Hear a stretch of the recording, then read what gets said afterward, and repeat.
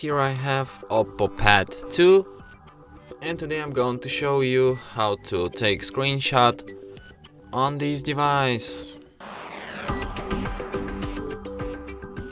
So to do this, all you need to do is to just press combination of keys, power key plus volume down at the same time like this, and the screenshot will be taken. So let me show you once again.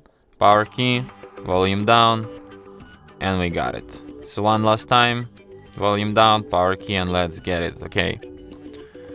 When you're done taking screenshots, you can find them in photos, in album called screenshots, basically. And here they are.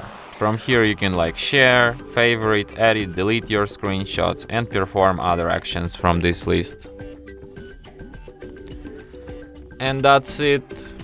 Thanks for watching. If you find this tutorial useful, don't forget to hit that like button and subscribe to our channel.